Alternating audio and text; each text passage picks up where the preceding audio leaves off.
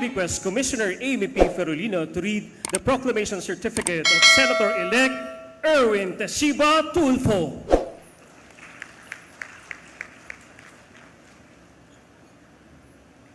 We, the Chairman and Commissioners of the Commission on Elections, sitting en banc as the National Board of Canvassers of the May 12, 2025 national and local elections, do hereby proclaim Erwin Teshiba Tulfo as Senator-elect to serve for a term of 6 years, ending on June 30, 2031, in accordance with Section 4, Article 6 of the Constitution of the Republic of the Philippines, given the 17th day of May 2025 in the city of Manila, Philippines. Signed, George Erwin M. Garcia, Chairman, Amy P. Ferolino, Ray E. Bulay, Ernesto Ferdinand P. Maceda Jr., Nelson J. Celis, Maria Norina S.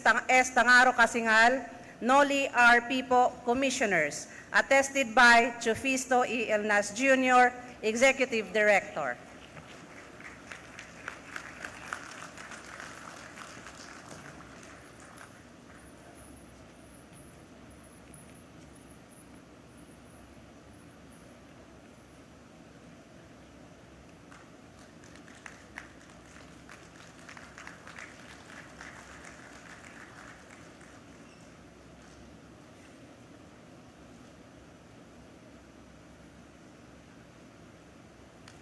May we request the family and friends of Senator Tulfo to come up the stage for a photo opportunity.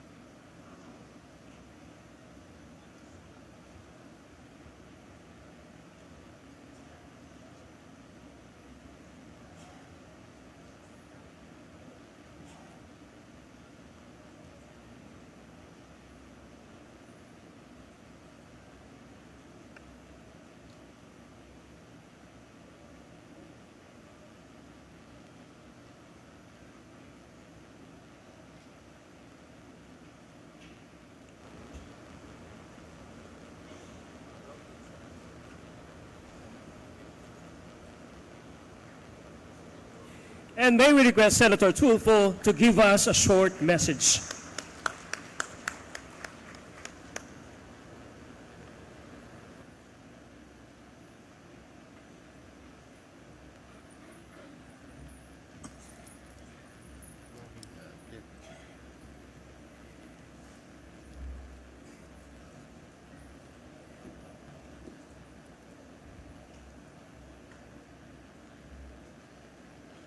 Sa ating pong mga kagalang-galang na chairman at commissioners ng COMELEC,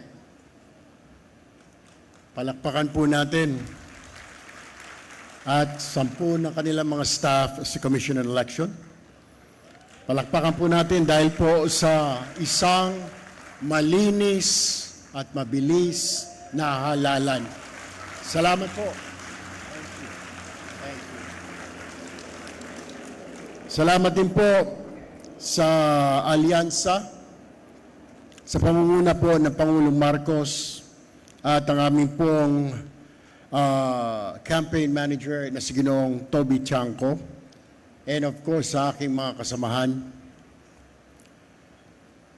Ladies and gentlemen, fellow Filipinos, good afternoon.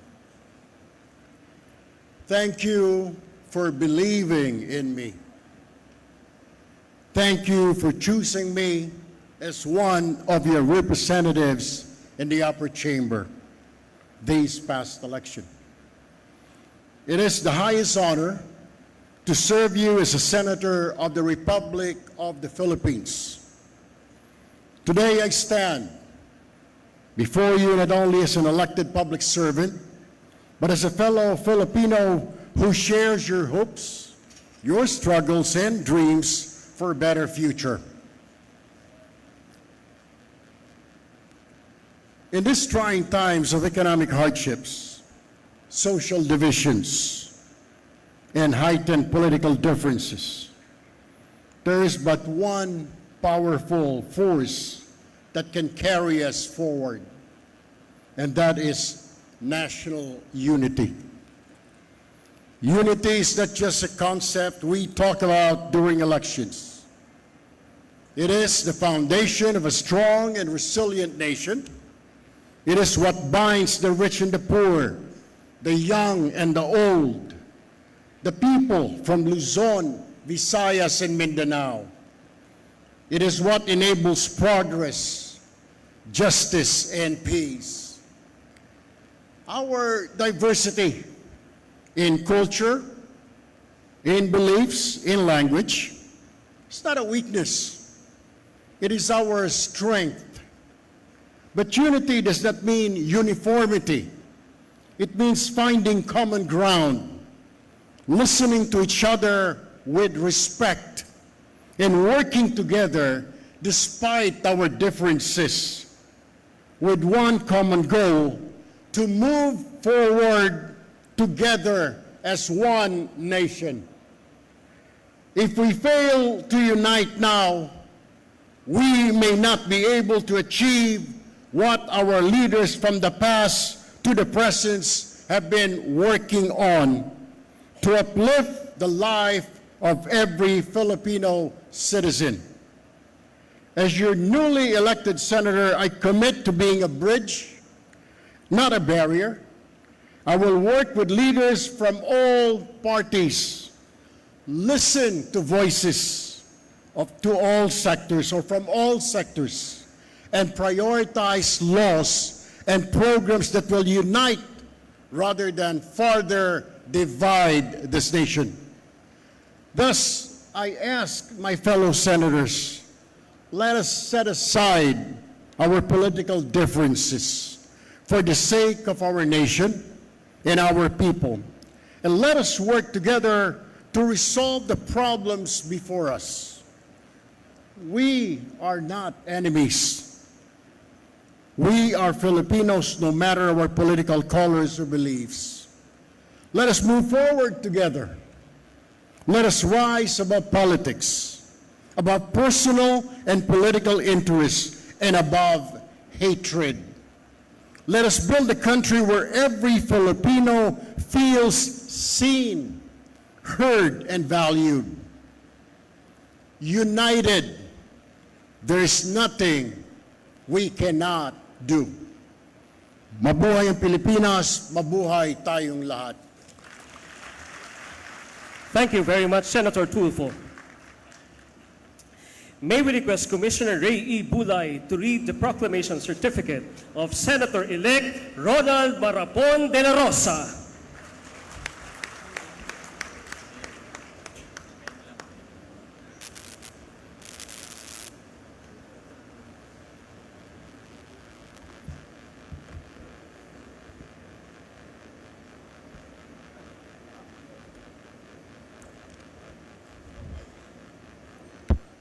We, the chairperson, the commissioners of the Commission on Elections, sitting en banc as the National Board of Canvassers of the May 12, 2025 national and local elections, do hereby proclaim Ronald Marapon de la Rosa as Senator-elect to serve for a term of 6 years,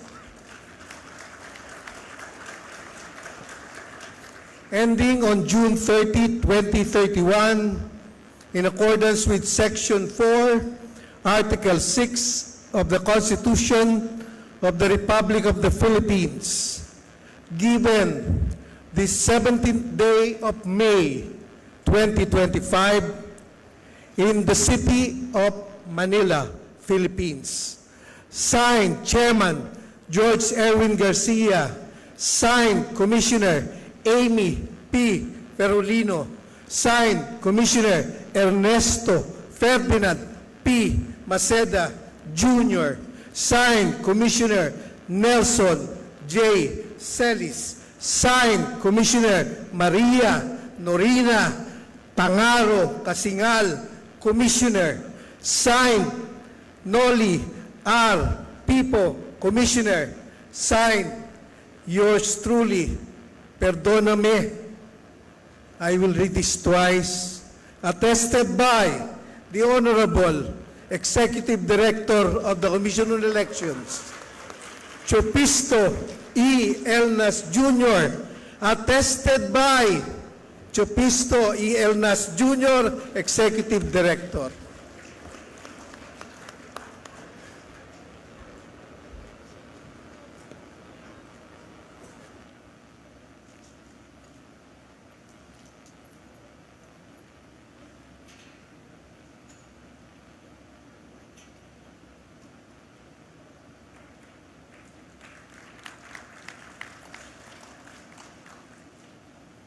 May we request the family and friends of Senator De La Rosa to come up the stage for a photo opportunity.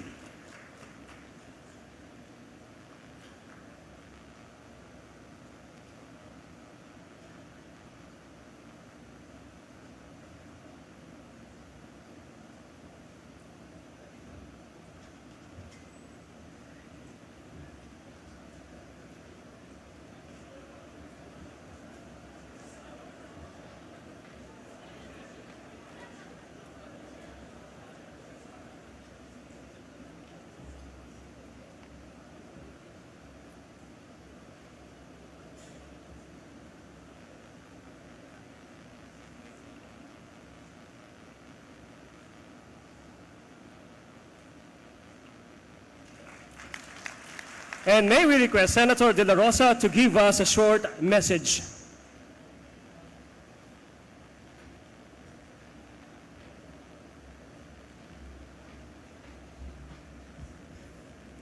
Ladies and gentlemen, good afternoon. First of all, I would like to congratulate the COMELEC for a job well done. A very successful 2025 midterm elections. Pakiusap ko lang, Chairman George, na sana hindi na maulit yung natulog ako ng alauna ng gabi. 20 million na yung boto ko. Paggising ko sa umaga, naging 16 million. Sabi ko, ninakawan ata ako ng 4 million votes Pero you explained it properly, you explained it professionally, so maraming salamat for the clarification. I would also like to congratulate my Duterte PDP party mates for fighting a good fight. Marami akong natutunan sa inyo. Philip Salvador, Jimmy Bundok, JB Hinlo, Raul Lambino, Vic Rodriguez, Doc Marites Mata, and Pastor Apollo Kibuloy. Natutunan ko sa inyo na pwede pala tayong mahalin ng taong bayan kahit wala tayong daladalang ayuda. Thank you for giving me that lesson. And also, I would like to congratulate my guerrilla warfare campaign team. Nasama-sama ko palagi kahit saan ako nakakarating. Kahit na anong weather, andyan sila. Hindi ako iniwan. Maraming salamat sa inyo. I would also like to thank yung more than 20.7 million Filipinos na patuloy naniniwala at sumusuporta sa akin. Alam ko po, yung botong binigay nyo sa akin, yun po ay protest vote sa kinahinatnan ng ating dating Pangulong Duterte.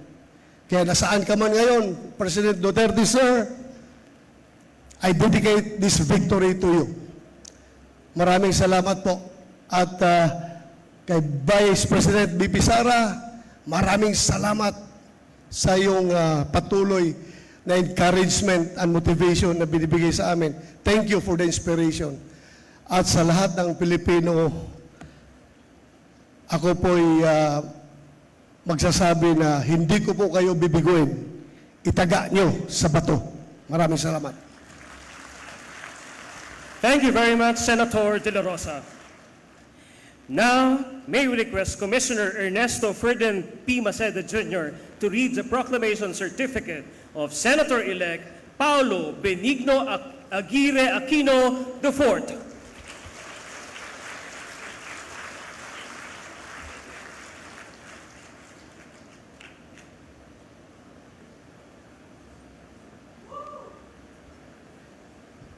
We, the chairman and commissioners of the Commission on Elections, sitting en banc as the National Board of Canvassers of the May 12, 2025 national and local elections, do hereby proclaim Paulo Benigno Aguirre Aquino IV as Senator-elect to serve for a term of 6 years, ending on June 30, 2031, in accordance with Section 4, Article 6 of the Constitution of the Republic of the Philippines, given this 17th day of May 2025 in the city of Manila, Philippines. Signed, George Erwin M. Garcia, Chairman. Signed, Amy P. Ferolino, Ray E. Bulay, Ernesto Ferdinand P. Maceda Jr., Nelson J. Celis, Maria Norina S. Tangaro Casingal, and Noli R. Pipo, Commissioners. Attested by Teopisto E. Elnas Jr., Executive Director.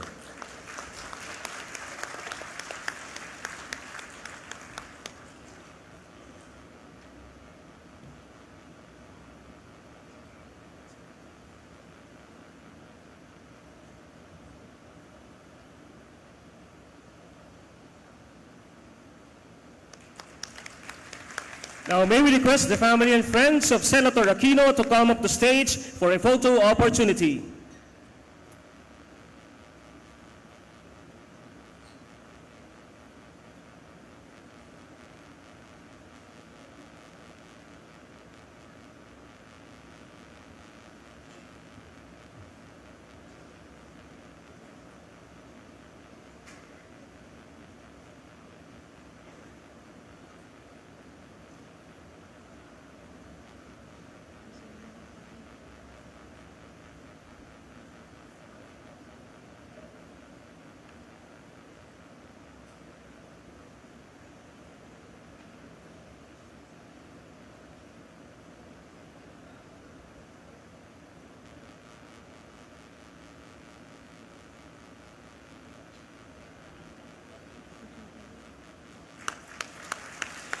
And may we request Senator Aquino to give us a short message.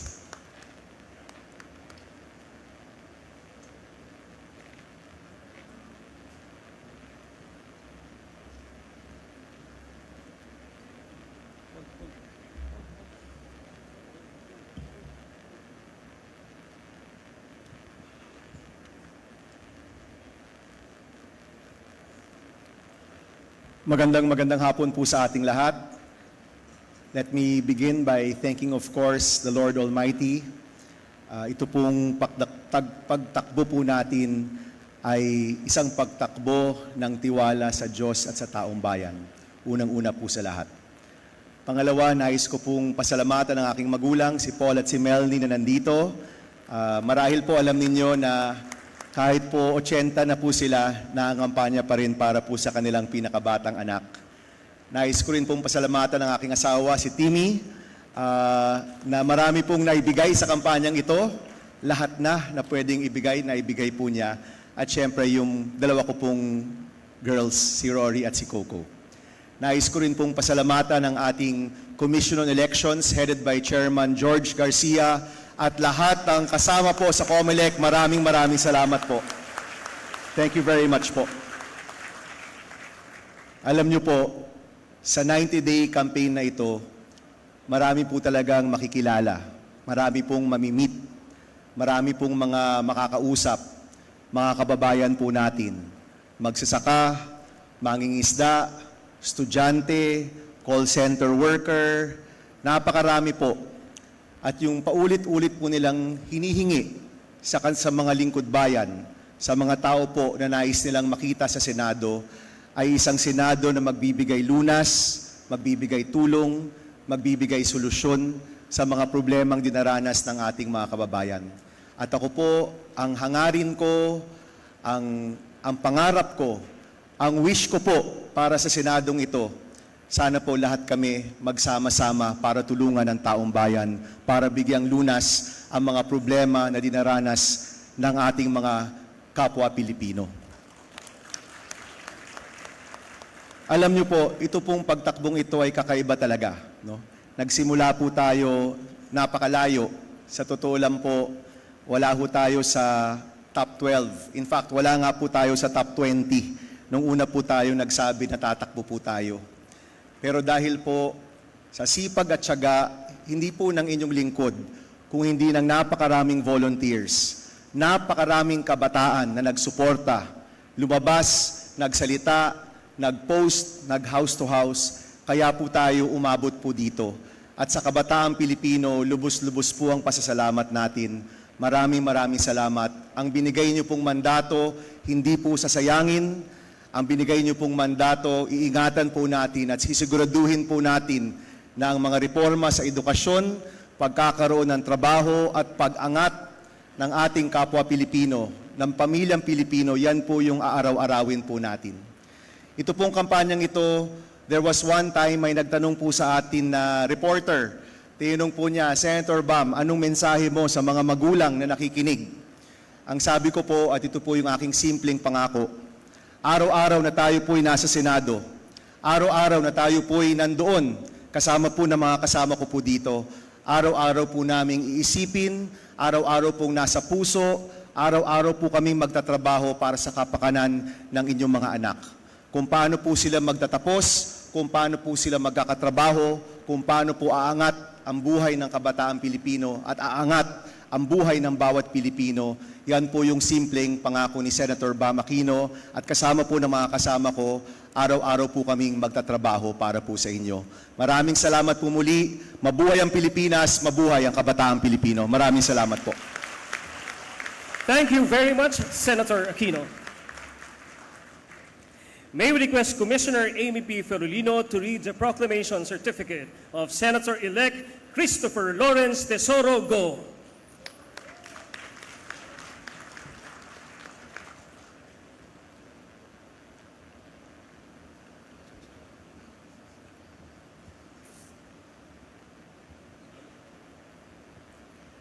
We, the chairman and commissioners of the Commission on Elections, sitting en banc as the National Board of Canvassers of the May 12, 2025 national and local elections, do hereby proclaim Christopher Lawrence Tesoro Go as Senator-elect to serve for a term of 6 years, ending on June 30, 2031, in accordance with Section 4, Article 6 of the Constitution of the Republic of the Philippines, given this 17th day of May 2025 in the city of Manila, Philippines. Signed, George Erwin M. Garcia, Chairman, Amy P. Ferolino, Ray E. Bulay, Ernesto Ferdinand P. Maceda Jr., Nelson J. Celis, Maria Norina S. Tangaro Casingal, Noli R. Pipo,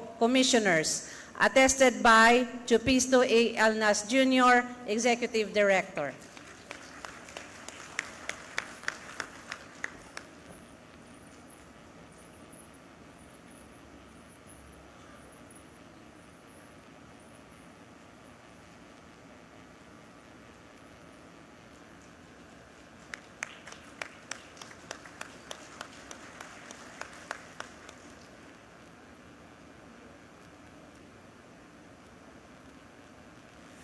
May we request the family and friends of Senator Go to come up the stage for a photo opportunity.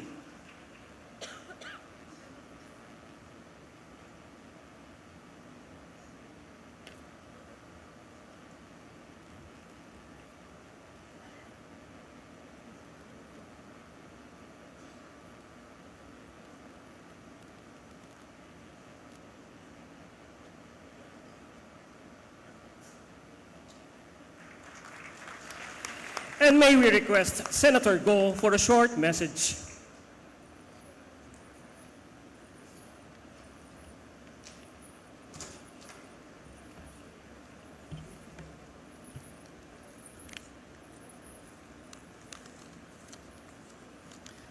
Magandang araw po sa ating lahat, mga minamahal kong kababayang Pilipino. Maayong adlaw, assalamualaikum. Nagpapasalamat po ako sa Panginoong Diyos, kay Allah, sa buhay na ibinigay, sa mga gabay at sa pagkakataong ito na manilbihan muli sa kapwa ko Pilipino. Truly, God is good, God is fair, pinagpapala po ang nagpapakumbaba. Taus-puso din ang aking pasasalamat sa buong sambayan ng Pilipino, mula Batanes, mula Apari, hanggang Hulo, hanggang Tawi-Tawi. Maraming salamat po sa inyong tiwala at suporta sa akin na isang probinsyano, isang Batanggenyong Bisaya na tubong Mindanao sa pagkakataong makapagserbisyo muli sa inyo. Hindi ko po sasayangin ang tiwalang ibinigay ninyo. Patuloy po akong magseserbisyo sa inyo sa abot ng aking makakaya dahil bisyo ko po ang magserbisyo sa kapwa ko Pilipino. Hindi rin matutumbasan ang aking pasasalamat kay dating Pangulong Rodrigo Duterte na naging mentor at inspirasyon ko sa pagseserbisyo sa loob ng mahigit 2 dekada. Huwag nating kalimutan ang kanyang mga sakripisyo para sa sambayanang Pilipino. Katulad ng pagsigurong ligtas na nakakalakad sa pag-uwi ang ating mga anak na hindi nababastos at hindi nasasaktan. Tinatandaan ko palagi ang sinasabi niya noon sa akin, just do what is right. Gawin lang ang tama at hindi ka magkakamali. Unahin ang interes ng bayan, unahin po ang interes ng bawat Pilipino.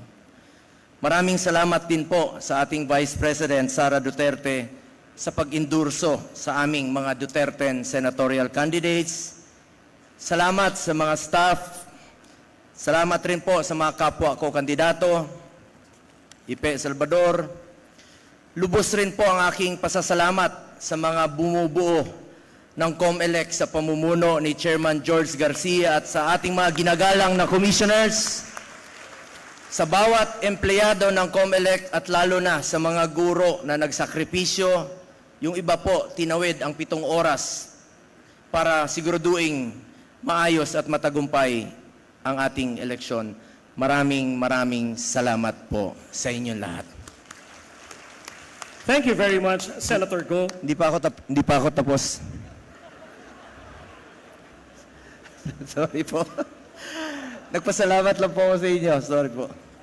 And for my second term, with all sincerity, I will continue to push for pro-poor programs and laws, especially on health. Health is wealth. We must work together to bring quality medical services closer to our people, particularly the poor and indigent patients. Ang kalusugan ay katumbas ng buhay ng bawat Pilipino. With the help of my fellow legislators, we will also continue to help our future generations, the youth whose voices we heard last elections and who hold the promise of a brighter future for our country. Hence, we need to invest more in education, like expanding further the law promoting the universal access to tertiary education signed by former President Duterte, so that students will be able to choose more programs and avail of free education. As an advocate of sports, we should also further advance sports development in the country, especially in the grassroots, so that aspiring young athletes can be given the opportunity to improve their skills and hopefully, eventually, produce more Olympic medalists who will bring honor to our country. That is why I keep encouraging fellow Filipinos, especially the youth, to get into sports, stay away from drugs, to keep us healthy and fit. We will also push for legislations that, if enacted, will provide more opportunities in terms of job creation and livelihood support.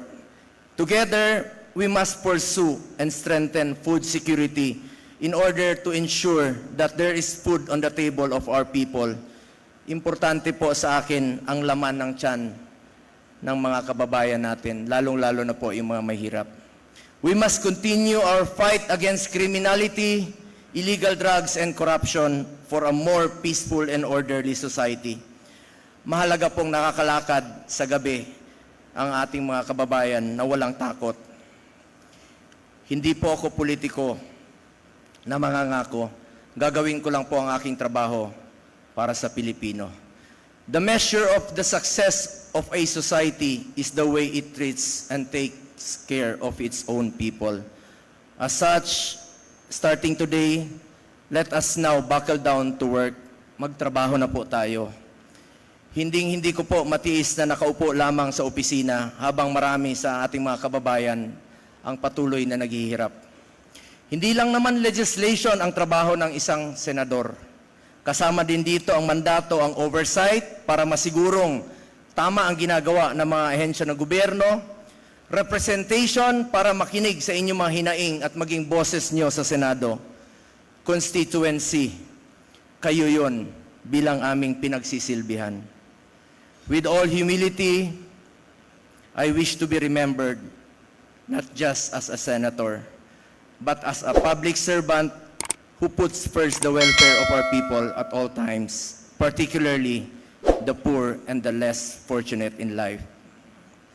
Patuloy po ako magseserbisyo sa inyo sa abot ng aking makakaya. Sipag, pagmamalasakit at more serbisyo po ang pwede kong ialay sa ating mga kababayang Pilipino. Minsan lang po tayo dadaan sa mundong ito. Kung ano pong kabutihan o tulong na pwede po natin gawin sa ating kapwa, ay gawin na po natin ngayon dahil hindi na tayo babalik sa mundong ito. Ako po ang inyong Senator Kuya Bongo, patuloy na magseserbisyo sa inyo lahat. Dahil ako po'y naniniwala na ang serbisyo po sa tao ay serbisyo po yan sa Diyos. Maraming salamat po sa inyong tiwala at suporta. Mabuhay ang Pilipinas, mabuhay ang mga Pilipino.